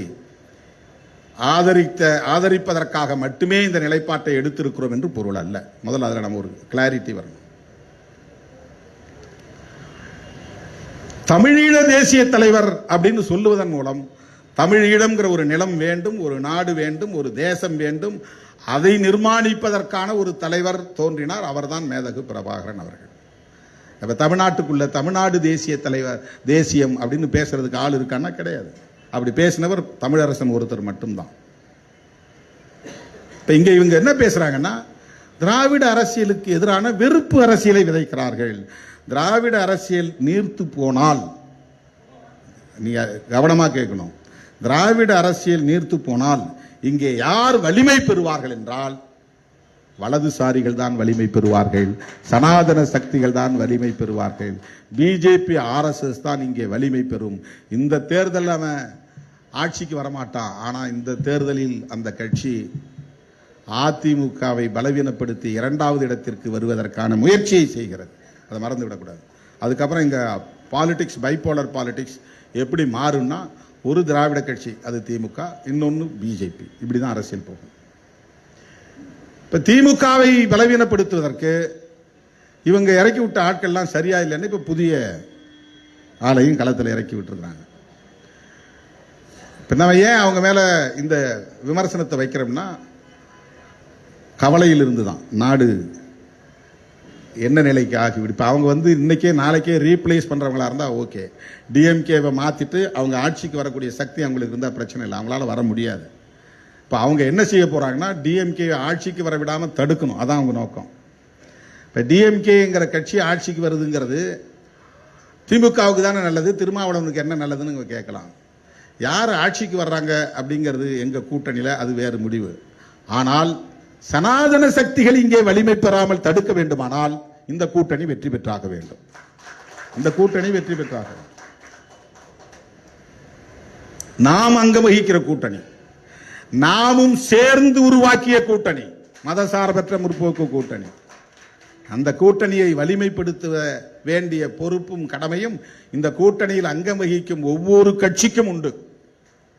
இப்ப நீங்க மட்டும் ஏன் திரும்ப திரும்ப சொல்றா, எங்களை மட்டும் தானே திரும்ப திரும்ப சீண்டிக்கிட்டே இருக்கிறீங்க. திரும்ப திரும்ப சீன்றதுனால திரும்ப திரும்ப சொல்றோம். இப்ப அதில் என்ன புரிந்து கொள்ள வேண்டும் என்றால், நாங்கள் எடுத்துக்கொண்ட நிலைப்பாட்டிலும் உள்வாங்கி இருக்கிற கருத்தியலிலும் நாங்கள் உறுதிப்பாட்டோடு இருக்கிறோம், அவ்வளவுதான். நாங்க ரொம்ப ஸ்ட்ராங்கா இருக்கிறோம், அவ்வளவுதான். இதுல இப்ப யாரும் லாபம் அடைவானா, லாப நட்ட கணக்கு எங்களுக்கு இப்ப தேவையில்லை. எங்க கூட்டணியை பொறுத்தவரையில்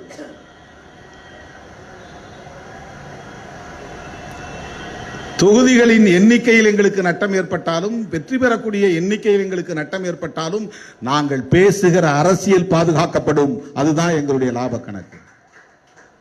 நாங்கள் பேசுகிற அரசியல் பாதுகாக்கப்பட வேணும். இப்ப யோசிச்சு பாருங்க, இப்ப திராவிட அரசியலை வீழ்த்துறாங்கன்னா அதுக்கு ரொம்ப சிம்பிளா அது பெரியார் அரசியலை வீழ்த்துறதான பொருள். பெரியார் அரசியலை வீழ்த்தி விட்டால் நாம் என்ன அரசியல் பேசணும் சொல்லுங்க? என்ன அரசியல் பேச முடியும்? பெரியார் அரசியல் அம்பேத்கர் அரசியல் ஒண்ணுதான். இப்ப பெரியார் அரசியலை பேச முடியலன்னா அம்பேத்கர் அரசியலை பேச முடியாது. ரெட்டமலை சீனிவாசன் தலைவரா, அம்பேத்கர் வழிகாட்டியான். என்ன பம்மாத்து வேலை இது? அது என்னது ரெட்டமலை சீனிவாசன் தலைவர்? ரெட்டமலை சீனிவாசனே தன்னுடைய தலைவராக ஏற்றுக்கொண்டவர் புரட்சியாளர் அம்பேத்கர் அவர்கள். வயதில இளைய அம்பேத்கரையே தன்னுடைய தலைவராக ஏற்றுக்கொண்டவர் தாத்தா ரெட்டமலை சீனிவாசன். வட்டமேசை மாநாட்டின் போது அவரோடு அவர் உறவாடிய அந்த நிகழ்வுகளை உற்று நோக்கினால் தெரியும்.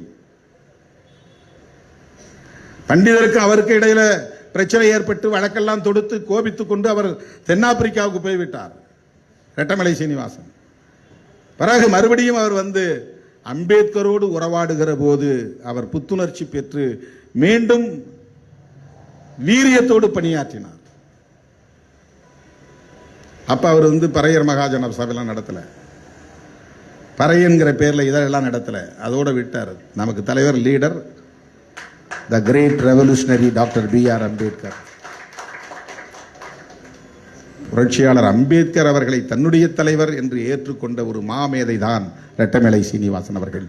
மா மனிதர் ரெட்டமலை சீனிவாசன் அவர்கள்.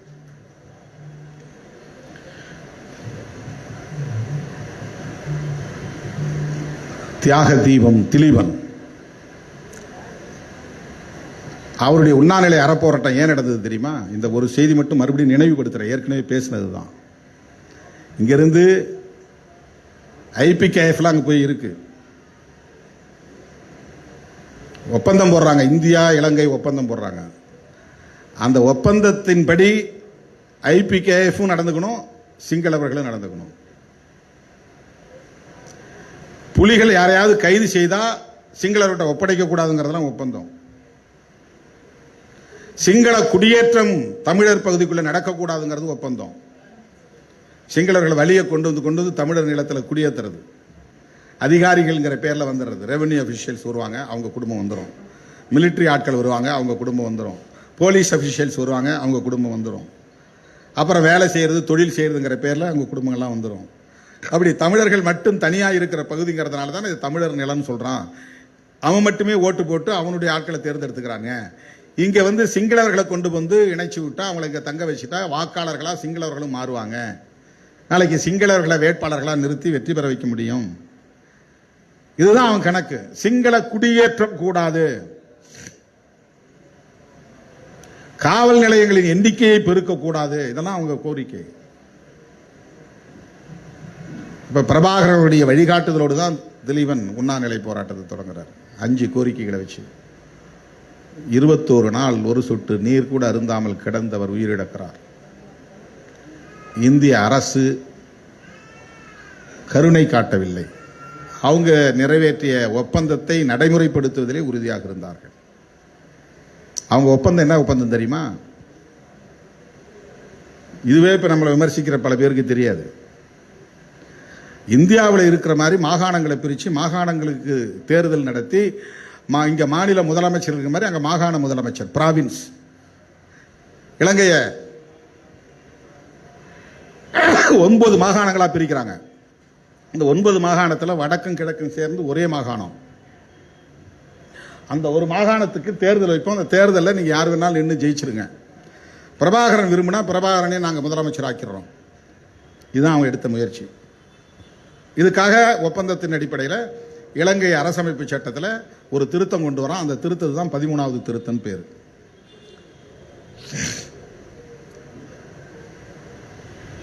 இதை வந்து அண்ணன் பிரபாகரன் ஏற்றுக்கொள்ளவில்லை. நாங்க தனிநாடு கேட்கிறேன், நீ என்னையா பிராவின்ஸ் கொடுக்குறங்கிற, முதலமைச்சர் கொடுக்குறங்கிற. நீ முதலமைச்சர் கொடுத்தா உடனே நாங்க ஆகாண்டு வாயை பிளந்துட்டு வந்துருவோமா? அதெல்லாம் முடியாது. இப்ப இவர் முடியாதுன்ன பிறகுதான் அவன் ஆட்களை தேடுறான், அதுல ஒரு ஆளை தூக்குறான். வரதராஜ பெருமாள், அவர் EPRLF நினைக்கிறேன். வரதராஜ பெருமாள் அது ஒரு இயக்கத்தினுடைய தலைவர். அவரை முதலமைச்சராக அறிவிக்கிறாங்க. அவர் உயிருக்கு ஆபத்து ஏற்படுன்னு இங்கே அங்கே முதலமைச்சராக அறிவிச்சுட்டு இங்கே இந்தியாவுக்குள்ளே கொண்டு வந்து அவரை தங்க வச்சுட்டாங்க. இப்போ கூட அவர் இருக்கிறார். அவர் ஒரு இயக்கத்தை நடத்துகிறார் நினைக்கிறேன். ஆஃபர்னு ஒரு இயக்கம், ஏதோ ஒரு NGO வச்சு நடத்துகிறார்.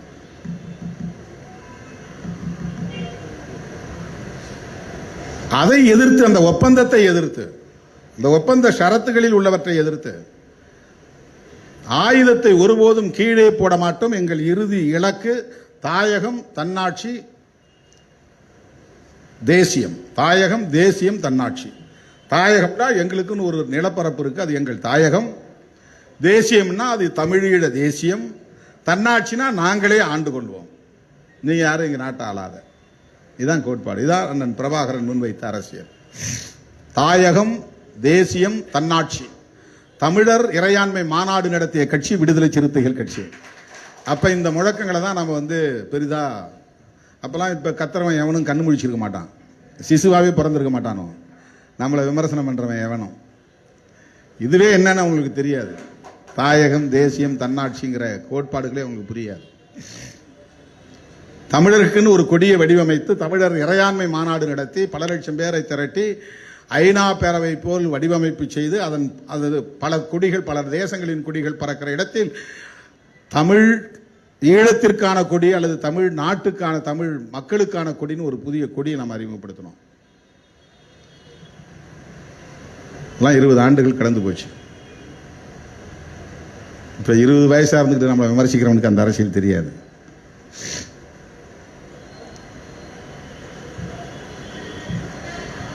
ஆக திலீபன் அவர்கள் அண்ணன் பிரபாகரன் அவர்களின் வழிகாட்டுதலோடு இந்திய அரசுக்கு வேண்டுகோள் விடுத்து உண்ணாநிலை அறப்போராட்டத்தை மேற்கொண்டார். ஆயுதம் ஏந்திய போராளிகள் இந்திய அரசுக்கு வேண்டுகோள் விடுத்து தான் போராட்டம் நடத்தினாங்க. அது பிரபாகரன் அவருடைய ஸ்ட்ராட்டஜியை புரியாதவன் தான் இந்தியாவையும் தமிழ்நாட்டில் உள்ள தலைவர்களையும் விமர்சனம் செய்வான். அவருடைய மாவீரர் நாள் உரை அப்படின்னு ஒரு பெரிய தொகுப்பு இருக்கு, அதை நீங்க எடுத்து பாருங்க.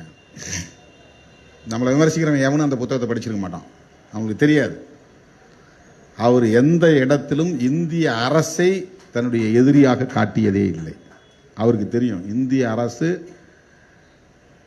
ஆதரித்தால் மட்டும்தான் தமிழீழத்தை சர்வதேச நாடுகளின் கவனத்திற்கு கொண்டு செல்ல முடியும். இப்ப இந்திய அரசை பகைச்சிக்க கூடாது, இந்திய அரசை எதிரியா நிறுத்தக்கூடாது, இந்திய அரசை விமர்சிக்க கூடாது. நமக்கு எதிராக இருக்கிறான அது காங்கிரஸ் எடுத்த நிலைப்பாடு, இந்திய அரசு காங்கிரஸ் சேர்ந்து எடுத்த நிலைப்பாடு. அப்படி இருந்தும் கூட 2009 தேர்தலில் நடேசன் என்கிற அரசியல் துறை பொறுப்பாளர், சத்தியமூர்த்தி என்கிற சேரலாதன் ஆகிய 2 பேரும் தொலைபேசியில் தொடர்பு கொண்டு என்கிட்ட பேசும்போது சொன்ன வார்த்தை, அங்க இருக்கிறவங்க ஏதாவது பேசுறாங்க அல்லது விமர்சிக்கிறாங்கன்னு சொல்லிட்டு நீங்க எந்த குழப்பத்துக்கும் ஆளாக வேண்டாம். நீங்க உங்களுக்கென்று ஒதுக்கப்பட்ட 2 தொகுதிகளிலும் வெற்றி பெற்று நாடாளுமன்றத்தில் போய் குரல் கொடுக்க வேண்டும். இது அண்ணன் பிரபாகரன் அவர்களின் அறிவுரை அடிப்படையிலே உங்களுக்கு சொல்லுகிறோம் அப்படின்னு சொன்னாங்க. இப்போ அவங்களுக்கு இது என்ன, இதை நான் எடுத்த முடிவை நியாயப்படுத்துறதுக்காக நான் சொல்லுறேன். அவங்களுடைய புரிதல் எப்படி இருக்கு பாருங்க, இந்த மெச்சூரிட்டி, இந்த முதிர்ச்சி. அதாவது என்ன நீங்க காங்கிரஸோட சேர்ந்துக்கிட்டீங்க அப்படின்னு அவங்க சொல்லலை. நீங்க ஏன் எலெக்ஷன்ல நிற்கணும், அதை விட்டு வெளியே வாங்க அப்படின்னு சொல்லலை. இல்லை தனியா நில்லுங்க நாங்க உங்களுக்கு உதவி செய்யறோம் அப்படிலாம் சொல்லலை. உங்களுக்கு 2 சீட்டு கொடுத்துருக்காங்க, கண்டெஸ்ட் பண்ணுங்க, ஜெயிச்சு போகணும், அதுதான் முக்கியம். இதுதான் பிரபாகரன் அவர்களின் ஸ்ட்ராட்டஜி, அவருடைய புரிதல்.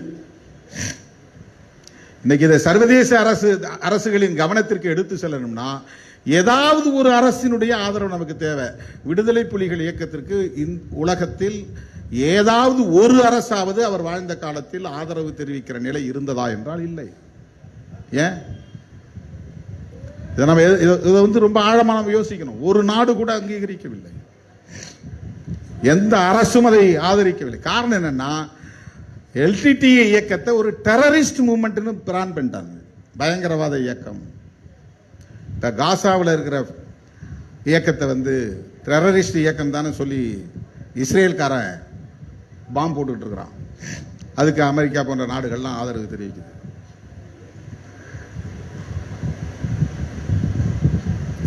இப்ப விடுதலை புலிகளை ஒரு டெரரிஸ்ட் மூவ்மெண்ட், பயங்கரவாத இயக்கம் அப்படின்னு பிராண்ட் பண்ணிட்டான். உலகத்தில் எல்லா நாடுகளும் தடை விதிச்சது, இந்தியா மட்டும் தடை விதிக்கல. பாகிஸ்தானும் தடை விதிச்சது, சைனாவும் தடை விதிச்சது, ரஷ்யா, பல நாடுகள், உலகத்தில் உள்ள பல நாடுகள் விடுதலை புலிகளுக்கு தடை விதித்தார்கள். அதுக்கு ஒரே ரீசன், அது மக்கள் இயக்கம் என்றோ விடுதலை இயக்கம் என்றோ அறியப்படாமல் பயங்கரவாத இயக்கம் என்று முத்திரை குத்தப்பட்டதுதான் காரணம். அது ஒரு ஸ்டிக்மா இன்னைக்கும் இருக்கு. இப்போ ஒரு படத்தை டிவியில் காட்டினாங்கன்னா உடனே நம்ம ஃபேஸ்புக்கை பிளாக் பண்ணிடுவான். ஃபேஸ்புக்கு நடத்துகிறவன் எனக்கு 2-3 தடவை அது மாதிரி ஆயிருக்கு. அதுக்கு என்ன காரணம்? காங்கிரஸ் சொல்லி கொடுத்து தான் பிளாக் பண்றானா அல்லது கருணாநிதி சொல்லி கொடுத்தாரா? அரசியலா புரிந்து கொள்ள வேண்டும். விடுதலை புலிகளுக்கு எதிரான நிலைப்பாடு உலக நாடுகளில் எல்லாம் மேற்கொள்ளப்படுவதற்கு எது காரணம் என்று பார்க்க வேண்டும். இந்திய அரசு மட்டும்தான் காரணமா? காங்கிரஸ் கட்சியும் திமுகவும் தான் காரணமா? அல்லது அந்த கூட்டணியிலே இணைந்ததால் விடுதலை சிறுத்தைகள் காரணமா? இப்படி நீ சிந்திச்சினா நீ உன்னை நம்புகிற மக்களை ஏமாற்றுகிறாய், தவறாக வழிநடத்துகிறாய் என்றுதான் பொருள். விடுதலை புலிகள் இயக்கம் ஒரு மக்கள் இயக்கம் என்று நிறுவுவதிலே ஏற்பட்ட பின்னடைவுதான் இதற்கு காரணம். அது ஒரு தேசிய இன விடுதலை இயக்கம் என்று நிறுவுவதிலே ஏற்பட்ட பின்னடைவுதான் இதற்கு காரணம். இந்த அடிப்படை அரசியலை புரிந்து கொள்ள வேண்டும். இப்ப என்ன செய்ய முடியும்? இப்பவும் நமக்கு ஒரு அரசு தேவைப்படுகிறது. அது ஏன் இந்திய அரசாக இருக்கக்கூடாது? சரி, காங்கிரஸ் போய்விட்டது, பிஜேபி ஆட்சிக்கு வந்து இன்னைக்கு 11 வருஷம் முடிஞ்சு போச்சு. பிஜேபியுடைய நிலைப்பாடு என்ன? புலிகளை ஆதரித்தார்களா? தமிழீழ கோரிக்கையை ஆதரித்தார்களா? விடுதலை புலிகள் மீதான தடையை நீக்கினார்களா?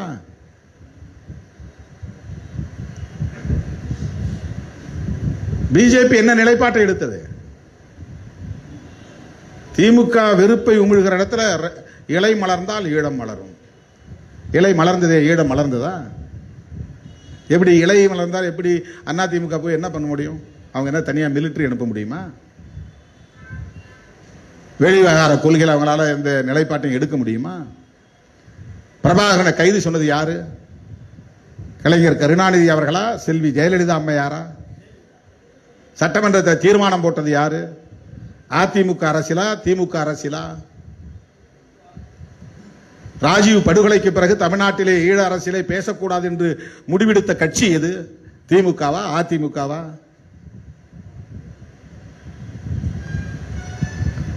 வன்னி வரையில் சிங்கள படையினரின் ஆக்கிரமிப்பு வந்த பிறகு புலிகள் அழிக்கப்பட போகிறார்கள் என்று தெரிந்த கடைசி நொடியில் தானே அதிமுக ஆட்சியில் ஒரு தீர்மானம் நிறைவேற்றப்பட்டது. அதற்கு முன்பு வரையில் 91 இருந்து 2009 வரையில் அதிமுகவுடைய நடவடிக்கைகள் என்ன? ஈழத்தை ஆதரித்தார்களா? தீர்மானம் போட்டார்களா?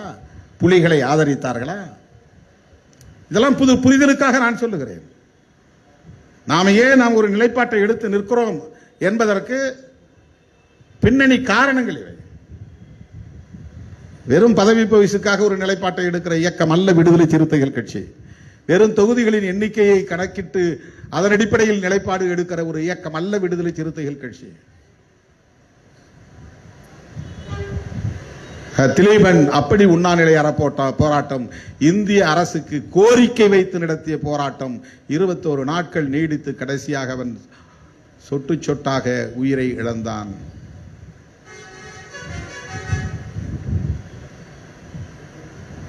அது மாபெரும் தியாகம். கேப்டன் மில்லர் வெடிமருந்து நிரப்பிய டிராக்டரோடு போய் பகை முகாமை அழித்தொழித்தது ஒரு வரலாறு என்றால்,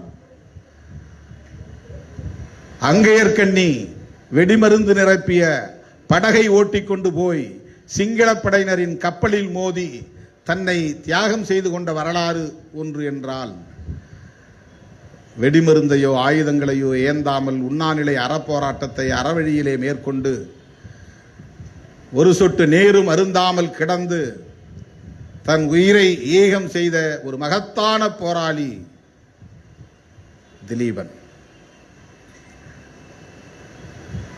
இப்படிப்பட்ட போராளிகள் நம்மை போன்ற இயக்கங்களில் உருவாக்க வேண்டும். எலெக்ஷன் வரும் போகும், இந்த இயக்கம் ஒருபோதும் சோர்வடைந்து விடக்கூடாது, நேர்த்து போகக்கூடாது. அதுக்கு யார் வேணாலும் ஆட்சி வரட்டும், ஆனால் சிறுத்தைகள் ஒருபோதும் நேர்த்து போகக்கூடாது. இது போன்ற கொள்கை கோட்பாடுகளில் உறுதியாக இருக்க வேண்டும், தெளிவாக இருக்க வேண்டும். தீரத்தோடு போராடுகிற போர்க்குணத்தோடு களமாட வேண்டும்.